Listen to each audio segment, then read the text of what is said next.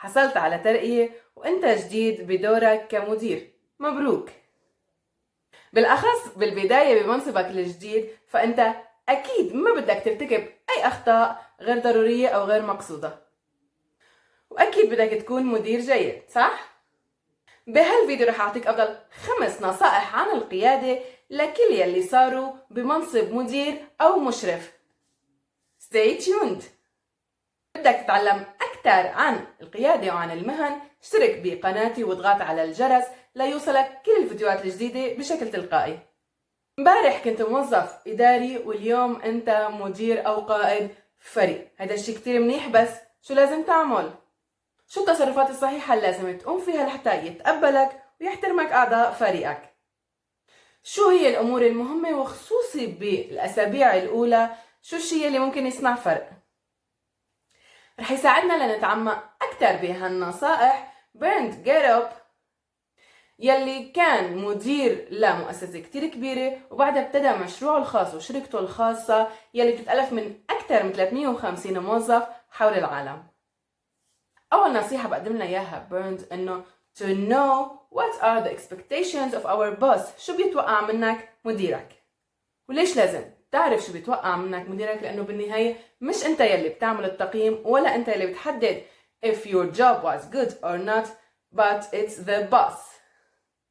How good you are in your job and whether or not you perform well, that's something not you or your team members assess, but only your boss.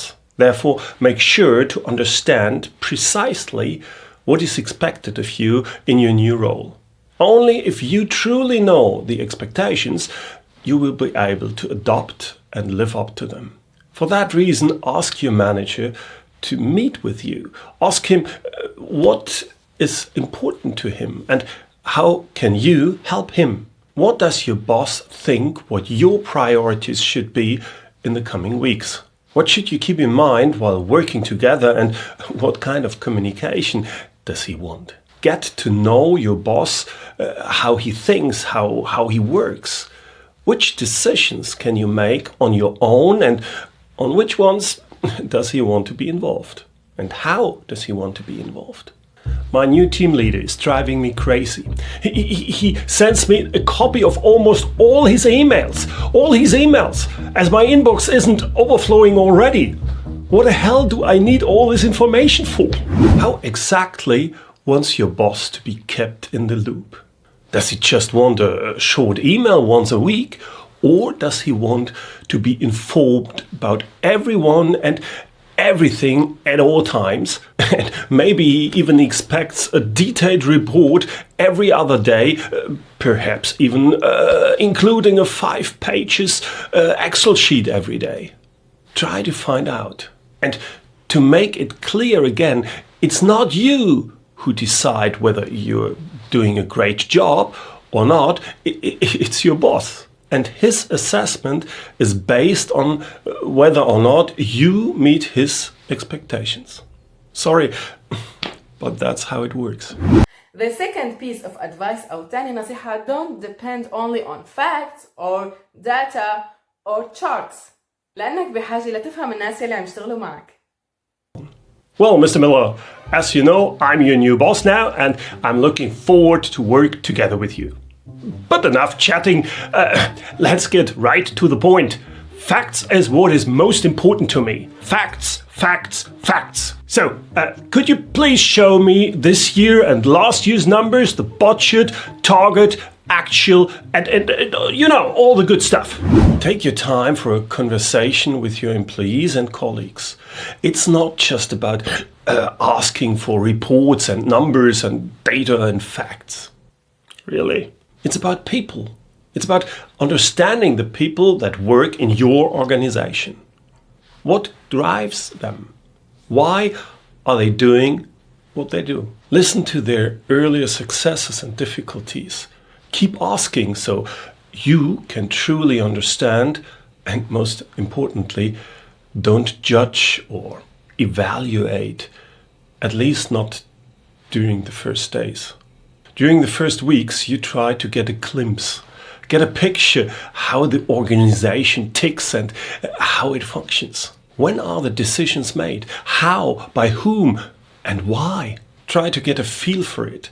How people and departments or teams really work is nothing you can see in spreadsheets and organizational charts, but you rather need to know or get a feeling for unwritten rules and hidden agendas. Only then you can avoid dropping a brick accidentally. Number 3, avoid actionism أو تجنب أنك تقوم بأي فعل ببداية استلامك للمنصب خلال أول أسابيع. Take your time لحتى تفهم the environment.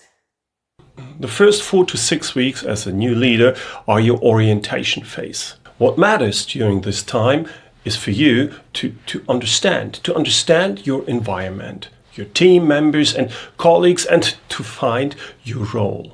At this point, you shouldn't make any changes, even if your employees would like you to change things up. Because in the beginning, you are not familiar with hidden and unwritten rules, and you don't know the customs in the organization. You can't see the full extent of the existing power relations yet. But you need this information. You need this information to make a good assessment. Some rules and principles that may seem pointless to you in the beginning might start to make sense since you understand how and why they actually came into place. Try first to comprehend and understand.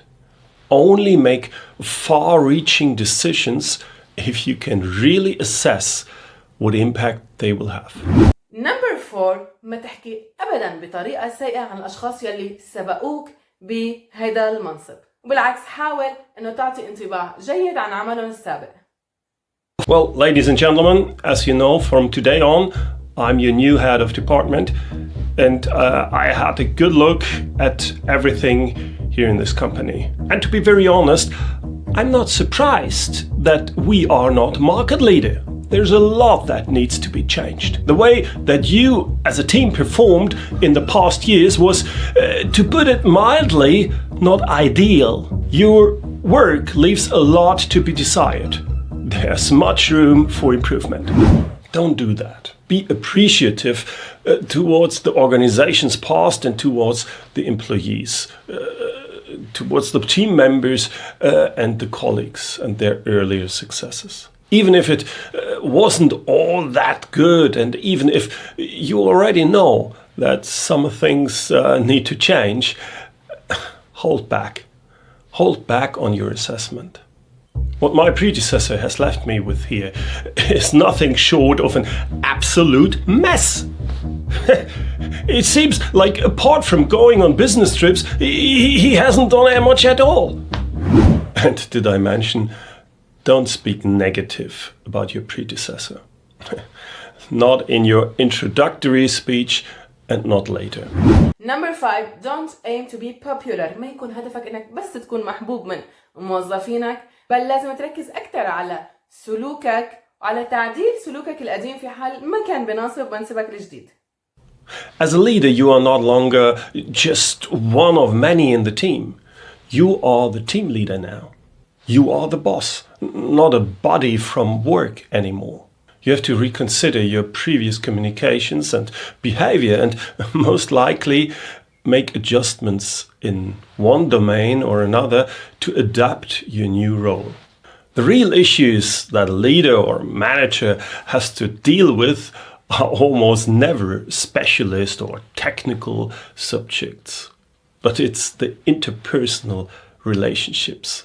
Exactly, and that is why I also engage with my employees in activities apart from work as well. We are like a big family. I'm friends with most of my colleagues, with my employees. I help them. I help my employees wherever I can. I'm here for them. You know, it's so important to me that my team members appreciate and like me. I see. But be careful.